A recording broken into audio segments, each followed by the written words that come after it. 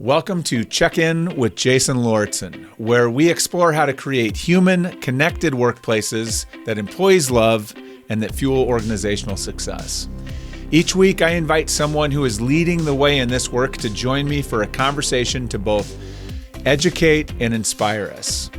And this week, we are lucky to be joined by Jessica Winder. Jessica is the Senior Vice President of People at Colab Software, an HR executive, career coach, and author of The Hidden Gem Within. Known for challenging the status quo and sparking good trouble in people operations, she brings a no-nonsense approach to leadership development and talent empowerment. Jessica, that is one of my favorite sentences of a bio that I think I've ever read. So well done. As the founder of Hidden Gem Career Coaching, a keynote speaker, and a trusted startup advisor, Jessica is passionate about helping individuals and organizations unlock their full potential. Jessica, thank you so much for making time to join me. Absolutely. Anytime I hear that sentence about good trouble, it makes my heart happy. It's a good one. Well, and I should have I should have left in the third paragraph of your bio because we were just chatting about it before we started that you have a lot of good trouble in your house with two sets of young twins. Do. So I have no idea how you are upright or how you have time to do this, but I am really grateful that you are here. Lots of good trouble in your life. A lot of good trouble. I have 4 kids under the age of 2, so good trouble is like the name of the game. Wow, that's your next book. Like how you got through that, I think is going to be your next book. Absolutely. For sure. So, well, let's keep building on getting to know Jessica a little bit. And I would love for you to tell us just a little bit more about the work that you do in your organization, if you would, please. So as the head of people HR at Colab is a tech company out of Newfoundland, Canada, which, fun fact, I had never heard of Newfoundland, St. John's, before I started with the company. Just so happened, I used to work with the CMO, and she reached out to me when this role came open, and I said, absolutely, let's talk about it. And I flew out there. At the time, I was actually 4 months pregnant. I flew out there in 9 hours to go talk to them and see, what's this company about? And it is an engineering software company. We have now moved our product into be very AI focused. So helping engineers do all the modeling, all the things that they need to do to get things from design to actually out in the floor. And so right now we have around 130 employees all over the world. There are about 10 of us in the US, most of the companies in Canada, but we just hired our first employee in Germany, and we're expanding all over. So remote first, everyone's wherever they want to be as long as the work's getting done. So yeah, my team, I have a small but mighty team. There's 4 of us, and we are looking to expand. So we're probably going to add another 50 people in the next couple of months. So yeah, we're full stream ahead. Fast growth. Global company. Awesome. I have not been to that part of Canada, but I've heard that it is breathtakingly beautiful. Absolutely beautiful. Literally, they took me to a lighthouse where you could see off and literally see the whales in the ocean. It was like, where am I? It's not easy to get to, but at least there's a payoff when you get there. That's awesome. That's awesome. So I am a sucker for a good origin story. So I am curious, how and why did you get into this work? Oh, yeah, that's a good one. I started off as a recruiter. So 13 years ago, after I had my master's degree, I started out being a recruiter. And to be honest, it really was not something that I wanted to do or thought I would ever do. It was something that was just at the time I wanted to move to Houston. I'm a Texan. I wanted to move to Houston. And I had a friend that worked in recruiting, and she's like, hey, just take this 6-month contract. It was very flippant. Take this contract. You could do this. You could figure it out. And I had a person there, a mentor, who said, hey, I can teach you how to do all things HR if this is something you're interested in. And I basically followed her for 3 years. She literally was like, here's how to do payroll. Here's how to do every part of HR. So I truly became a generalist, and then decided, okay, I like this. I want to focus on culture. I want to focus on building. At the time, this was in oil and gas, so I had no concept of a startup world. And when I got our first taste of what it's like to be in a startup where you get to truly build and be the first to make all those connections, that was like the golden point for me of like, this is what I want to do. So this will be my fourth startup that I've been like first person in the role to build out the team. So instantly, my thought is like, I like to beat up from the beginning, build it out. And then I kind of want to leave.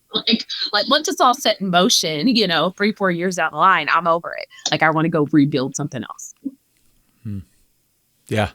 There's a reason we got along immediately, because I feel that that's how I have always felt the same way. For someone that's a status quo buster, right? If you stick around too long, like you get to a place where things don't need to be disrupted anymore, right? Things are working. I need to go find something else to disrupt. And startup world provides lots of opportunities for things to be disrupted. And I like that. I can't imagine oil and gas, pretty big, pretty slow moving industry for the most part. So just the distance between when you have an idea and its implementation is so much more satisfying in small business. At least I always found in smaller organizations. Absolutely. I will never forget when I worked in oil and gas. I remember I wanted to change one line in the handbook, and it took me 6 months of like talking to people and doing this and literally lobbying to change this one line. And then when I started at a startup, I remember my CEO coming to me and being like, "You asked me too many questions. Like, just do it." And I was like, "Oh, what?" Yeah, completely different mindset. Yeah, you're like, I can do this. Like, this feels good. This I made a feels decision and it's done. Like completely different mindset. Yeah, absolutely. So what is it that keeps you in this work? What do you love most about the work you do today? I would say there's two things. One is the ability to mentor people and like bring them along with me. So there are two people in my career that I've met that I thought, you got what it takes. I'm going to help you. I'm going to mentor you and I'm going to bring you up. Both of those people are now, like when I met them, had never worked in HR. One of them had actually a social work background, decided she wanted to work in HR, had never done anything in corporate, is now like an HR director. So that gives me so much joy to say like, let's figure this out, because somebody took a chance on me. To my point before, I had no background in HR, I had no concept of any of it. And someone decided, oh, I can teach this to you. And so I feel very strongly about the ability to teach people how to do jobs, that you do not have to come in knowing everything, which I think is really a detriment. A lot of companies now, entry level, you have to have 5 years. Well, that's not entry. What does that even mean? So that's one part of it. And two, there is something to be said about the workplace and its impact on people's health, both physical and mental health. There's so many statistics behind your boss has a greater impact on your mental health than your partner. And I want to impact that for other people. Like I think your workplace can be a place of good. A lot of places are not, as we know, we watch the news, but that could be true. And I want to make that happen.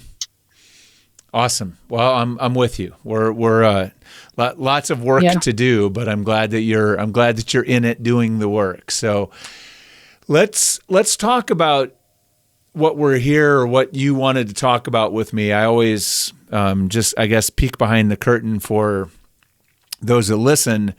Is we have what I call a pre-chat conversation where you and I chatted about, we kind of get to know each other, and then I ask you, what do you feel really passionate about right now? What do you want to talk about? What part of your work feels most compelling? And you said, I want to talk about fairness at work. I'm really passionate about this. And that was intriguing. That's not what I expected to hear, not what I would usually hear. So I was very instantly curious about, this is going to be interesting. So number one question I have for you is, why did you want to have this conversation about fairness at work?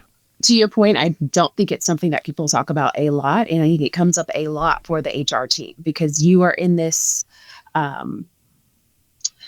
almost, I don't want to say purgatory, but kind of where you're like, you need to please the company because you are an employee as well. But also the employees see you as you are there to help guide them, which you are. So you need to do both. You're on this razor's edge of can I make the employees happy and also make the business happy and keep us moving forward and making money?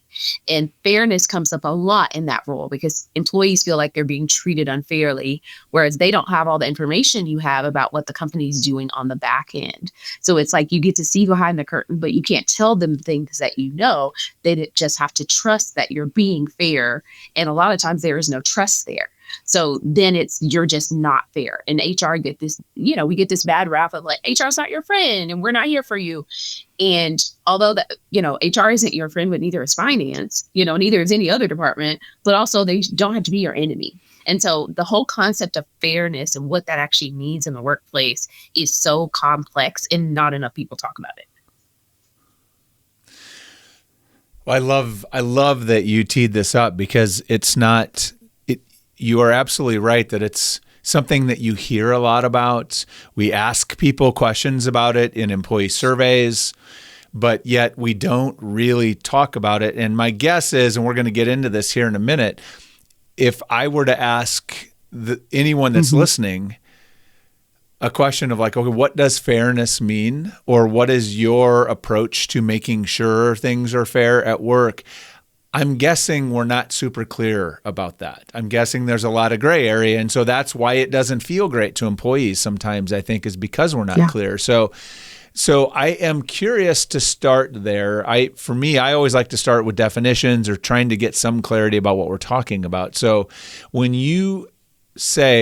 you're talking about fairness at work, I guess I'm curious to understand, what does that mean? How do you think about and define what fairness at work means? Yeah. So this definition might make some people uncomfortable that are listening, but hear me out.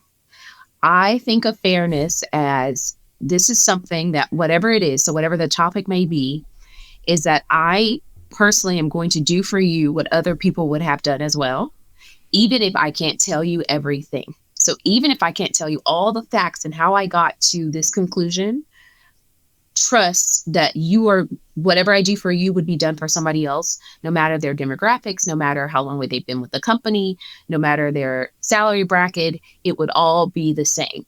And the gist of that is that a lot of people feel like, well, this person is treated differently because, and you fill in the blank, because they're an executive, because they are located close to the office, because they come into the office. Like all of those things get into the root of why people think things are unfair.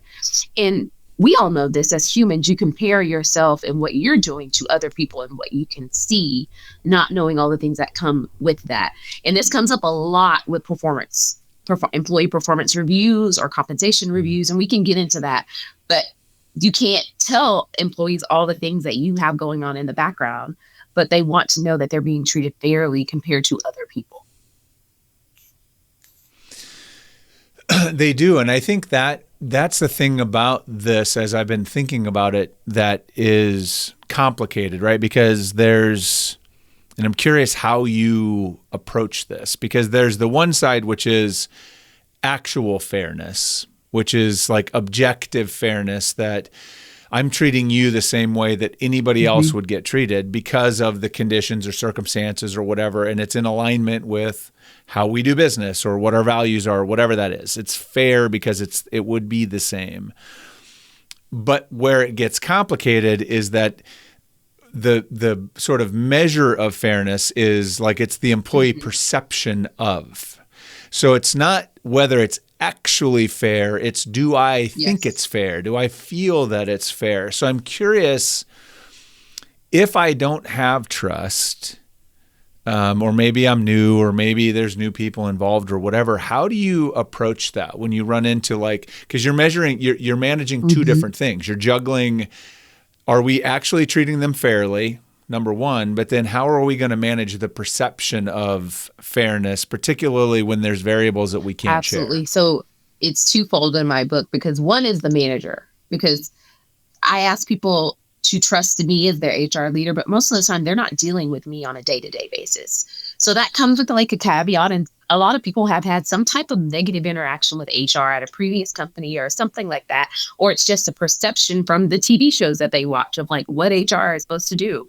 And so I understand that. And I respect that. I kind of come into conversations knowing that part of it, and that I have to earn their trust. It's not just going to be given to me. But then their manager also plays a big part in that, because that's the person that they aim to trust, because that's the person that's going to be doing their performance reviews, that's going to be reviewing their compensation. Like, that's the person, quote unquote, in control, versus me as the person that's going to come in, whenever that person needs support. So I always caveat these things with, like, I am here to support you, but the manager relationship is where you need to be trusting. And I empower my managers to say, like, why would you give me the power? I'd even said this to managers that I'm coaching, don't have me be the bad guy.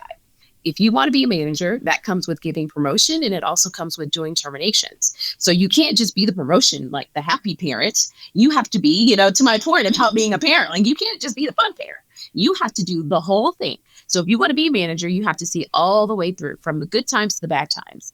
And that is the trusting part, because if you only show up when it's bad, as in the HR team, you only call us in when it's bad, and the manager only does the things that are good, then there's no trust there, because they see you as the bad cop. Sure. Yeah.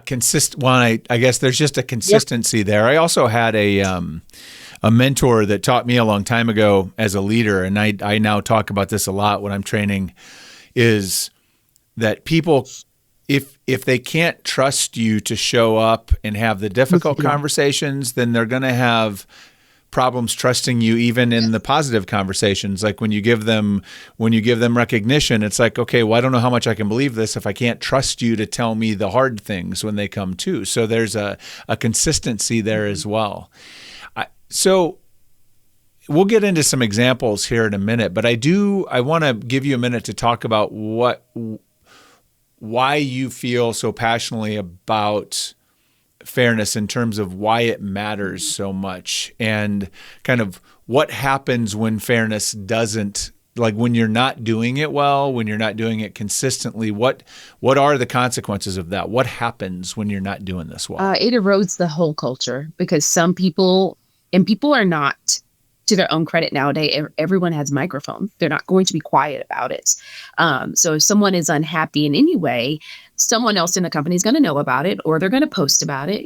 They could do a video about it. They could do whatever they want about it, and either take your brand from the employee side of it, which will then get to your customers, whoever they might be. The second part of it is, if it is true, then you're going to come from a place of, like, you're batting, your average is down, because now you have to build back up, and people will not trust what's going on. So even the stance of telling people we made a mistake and this is how we're going to fix it, if there has been some trust broken, or if fairness has been perceived as not going well, that will go a long way, rather than let's just move forward. And that's kind of what I see a lot of times when I'm consulting with startups, is that they've made some type of mistake, and their stance is, let's just move past it. And they never address it. They never say, this person has now made this comment, even though all the employees are talking about it. They just want to, quote unquote, move forward. Like, just push past it, and eventually it'll go away. Yeah. And that's just not how it works. And I feel really passionate about this, because as an employee, before I was in a senior level, I have seen things that I actually thought were unfair. And I knew information, and I could not share with employees, because even though I wasn't in a leader position, I was in HR. So I was privy to information that nobody else at my quote unquote level would have been privy to, but I couldn't say those things. So I have actually seen things that I thought were unfair when decisions were being made, like being in the room when people are doing performance reviews and they're talking about, like, oh, well, should this person be promoted? Like, aren't they at the age that they might want to have a family? Or, things that you should not be talking about. And so being in those rooms, I now feel, now that I'm in a leadership position, that, like, this is my chance to, like, right some of those things that I saw that were wrong. So I think this is a topic that really lends itself to talking through some examples. So I'm curious if you can share, if we maybe have one or two that we can kind of talk through, of an example where you had a situation like this come up, where there was a fairness issue that you got involved in as an HR leader, and then let's talk through kind of what that looked like and how you resolved it. So do you have an example that we could dive into? Yeah, I have a couple. I think let's start with the one that for most people most people is more obvious when it comes to performance. So I have been in situations, and this has happened a couple of times, where someone has been let go, they've been terminated due to performance. And their team, however, feels like it is unfair that like basically they're here today and they're gone tomorrow. They don't have the insight that maybe this person has been getting coaching for months. This person has been given like written instructions of this is how you can improve. This is what you need to do. And you obviously, once the person leaves, don't want to go back and tell the team that like, hey, this person has been on a performance improvement plan. We've done these things. We've gotten them coaching, because that person can feel like you're sharing too much about them. Like I would feel like almost like that would be slander if you do all of those things. So you put yourself, the leadership team is in like a really hard position. And I coach teams on this, and I've actually had to do it myself on what do you say to let the team know that you tried and this person just wasn't up to the standard that you needed them to be, while also respecting that this person needs to get another job. So you don't want to say anything negative about their performance, because even though they didn't work out at your company, they could work out somewhere else, And so that is one of fairness, where like the team feels like something's unfair. The person knows what has gone on between them in the company, but you can't share that information. Where's the line there? Because I always find it interesting. I do, because I think there's some tension there. So I'm just curious kind of where you find the line to be, because anytime someone's let go, there's always survivor guilt. Even if it's a layoff, there's always survivor guilt. When it's performance, then everybody starts to freak out if they don't know the details or they don't know. Because on some level, it seems like part of fostering fairness would be sharing some degree of the story around like, we worked really hard to try to figure this out, and for whatever reason we couldn't make it work, right? And that's not fair to the rest. It's not fair to them, not fair to the rest of the team.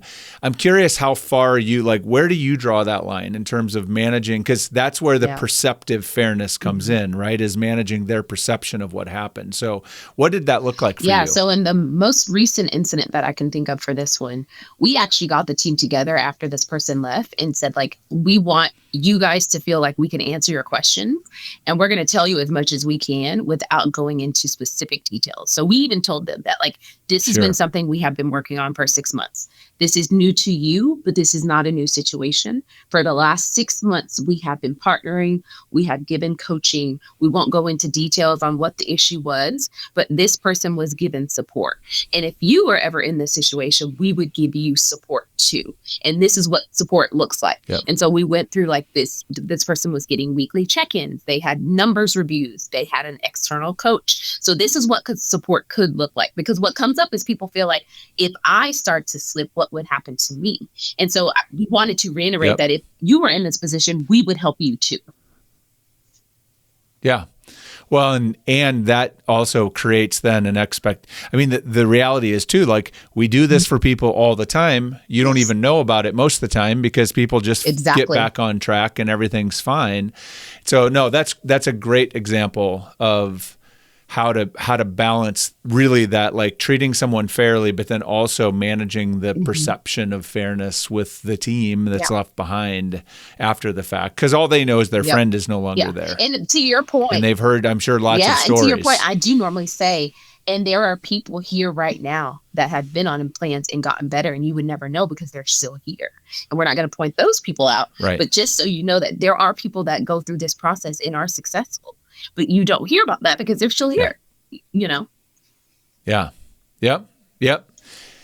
So you said you had a second example that's in a different context. I'm anxious to hear that if you're comfortable absolutely. sharing. So obviously, like I said, performance is like one that makes people feel uncomfortable because it's more in your face. But a lot of times this also comes up when it's time for compensation reviews. So a lot of companies do some type of performance review throughout the process, throughout the year, whether that's annually, every quarter. However, a lot of companies that I've recently been do it twice a year.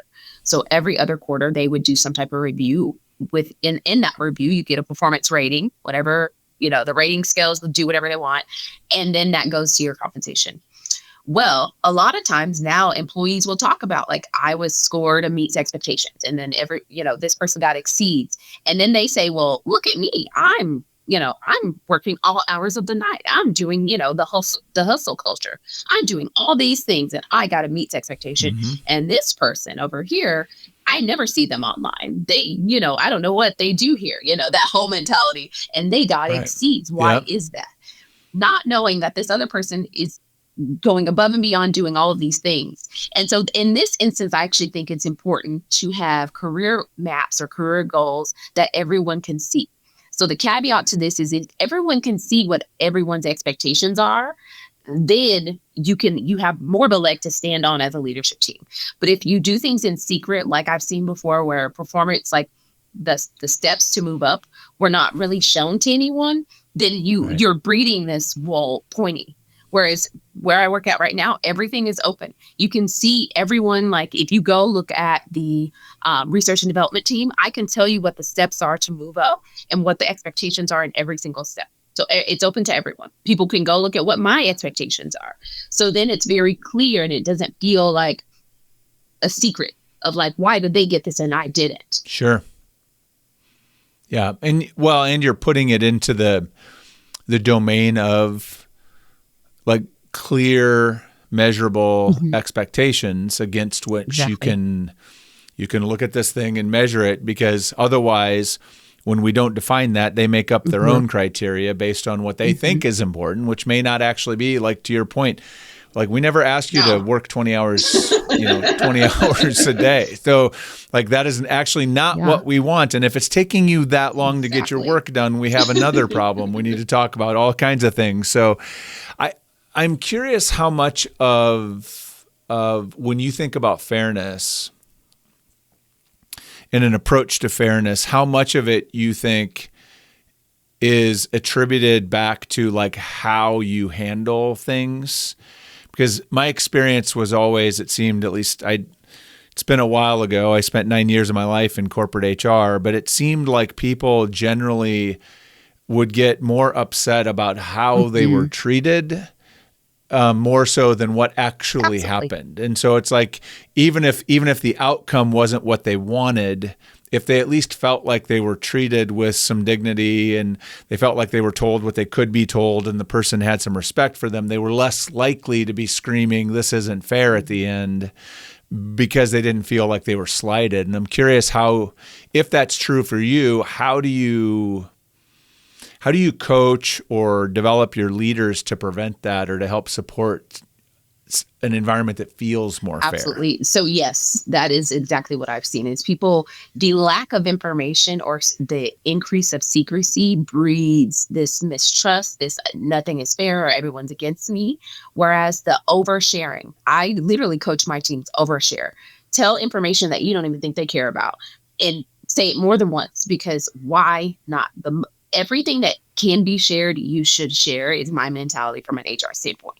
Like there's a line of things we can't, but everything over that, share it all, because why not? Because when you don't, people are going to make up. So they're going to connect the dots no matter what. Help them connect the dots with the information you can give them. And even say, I can't share this information with you right now, but I can give you what you need in a different time frame. So give me by next week, I can share more information on this. Even giving time frames instead of just saying, I can't tell you. Yeah, or I've been in meetings where someone had said, this is none of your business.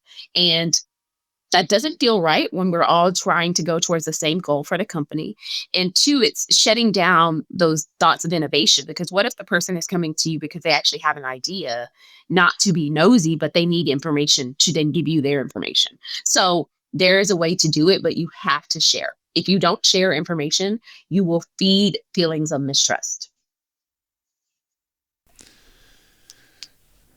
Well, I think this kind of dovetails into my next question, which is a situation where I think in our pre-conversation, you've been in this. I think a lot of people, as we're writing kind of this economic roller coaster, are increasingly finding themselves where you have a business that's rocking and rolling, and then something happens, the economy turns, things happen, and suddenly the business is now being squeezed, or the business is struggling. And so we're having to cut back on expenses, or maybe we're going to have to do some layoffs.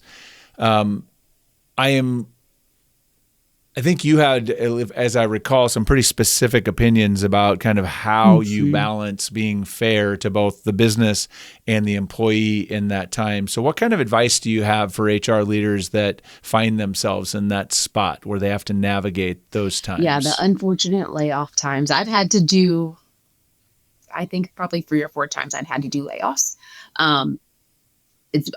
Unfortunately, a lot of times it's part of being in a startup is that, things are great, and then, they lose a client or things happen, and it has much of a bigger impact when the business is small. So I have definitely been in those situations, and I've seen it go well where it was a respected, everyone felt like they got what they needed. And I've seen it go bad where it was so secretive that people for weeks knew that it was coming, but they just had to sit on pins and needles and wait. And that's when it becomes is this fair how it's being done? So I've sat in those meetings before where people are being selected, and I've always been the person to I want a true explanation of why. Why this person? Is there anyone else? And if so, why Jane over Robert, or why this over that? I want detail. And a lot of times what comes up is, I've heard in many meetings where people say, well, the low performers go first.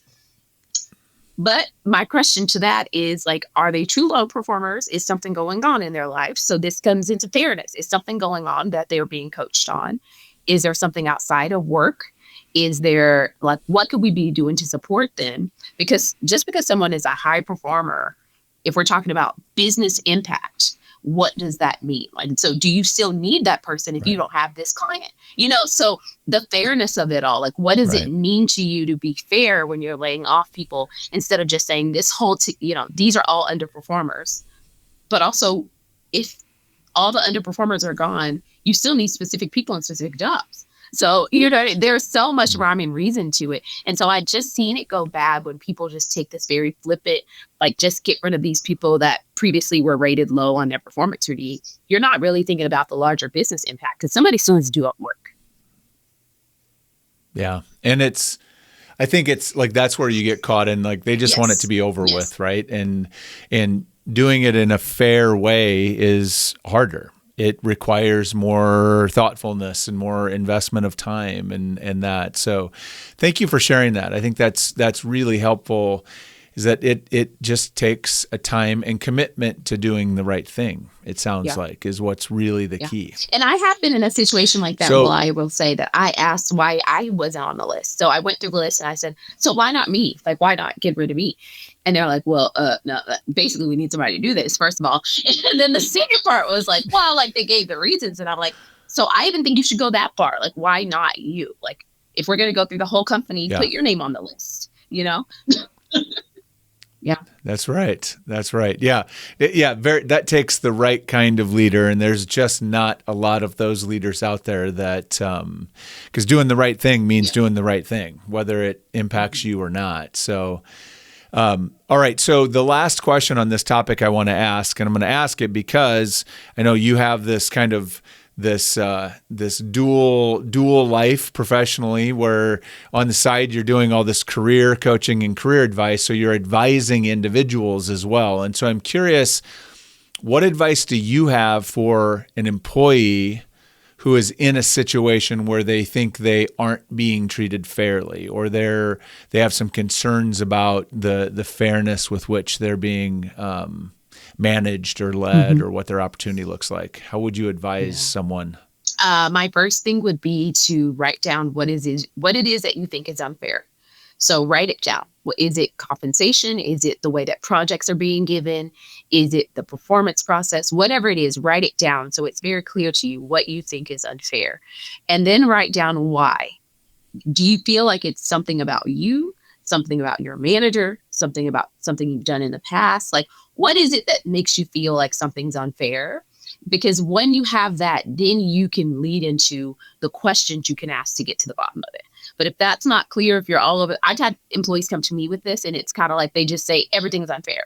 I'm like, but what? Give me an example. Like you have to come with, this is the example, and this is why I think this is happening. Can you give me more information?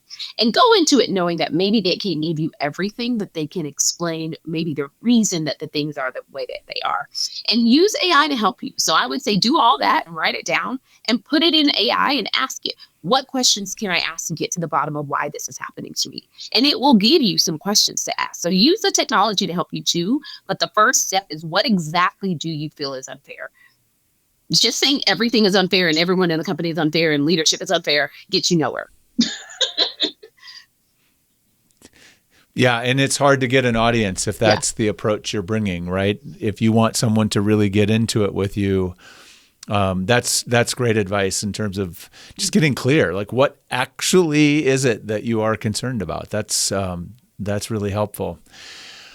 Okay, well, let's transition. This is super interesting. I feel like there's so much more that can be talked about, but I hope this is at least a good thought starter for you if this is a topic that's kind of something that maybe you know is there but you haven't dug into. So hopefully this gives some good meat. I have a couple more questions for you before I let you off the hook or off the hot seat today. The first one is, what is a big challenge or obstacle that you're wrestling with at work right now? That's a good one. I have several. I think one of them for us right now is we are going through a major growth, and thinking about that in terms of how do we keep the caliber of employees that we have, which people are great, they're doing their job, they're exceeding expectations, but hire fast. So we're going through quote unquote a hiring boom. And when people hear that, sometimes they think we can lower our standards. And our CEO is very adamant that we will not be doing that. We have like what we call a hell yes mentality. Either it's a hell yes or it's an absolute no. But that means we are slower to hire people. Our hiring process is much slower. So that's something that we're fighting, is that we need people in seat, but we need them to be at a certain level. And we are not willing to give that up. So you can't go fast and hire people if you want the process to go the way it's been going. So that's something that we're really having a hard time with, is that we are hiring, but it takes us quite a bit of time. Our average time to hire is around 60 days. So, that's giving encounter like all the people that are traveling and all those things. So that is keeping me up. Yeah. Yeah. Have you had any breakthroughs on that, or is there anything in particular that you have been trying as a solution that is helping? Right now, we have just signed for a sourcing tool, because the top of the funnel is where we're getting, we get a lot of candidates. Some of them are just not meeting the expectations. So we need basically less time on that and more time having the conversations and actually having my recruitment team actually have talk to candidates. So we will be implementing that next week, actually. Awesome. Well, good luck. Good luck. I hope it helps. All right. My last big question is one that I ask everyone because I always love the kind of the optimism in it. But when you think about work, and I say work, capital W work, not work necessarily at your organization, but just work in general, 5 years from now, what is one thing you hope will be different then than it is today? Well, that's such a good question. I hope that on the theme of fairness, I hope that leadership teams will take fairness into account more than they do right now. So I think right now it's an afterthought instead of being front of mind when you make any decisions on, is this fair? Personally, before I make any decision that is going to impact someone else, I ask, is this fair? And a lot of people aren't doing that. So maybe that's what I want. I want it to become a part of the conversation of, this is not fair. Because a lot of times when I'm in rooms, I'm the only one that will say that out loud. This isn't fair. A lot of people use other words. They don't want to say fairness because then they think, all these big words like discrimination and, all these other things that leads to. But just saying, is this fair?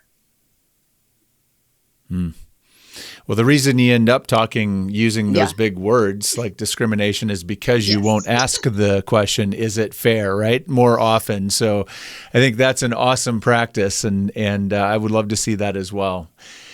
Well, Jessica, as we wrap up, I like to end with a one-word check-out. So in one word, how are you feeling right now as we wrap up our conversation? I'd say energized. I'm like super energized to keep pushing forward. I know that change is slow sometimes in HR, but I do think that the change is coming.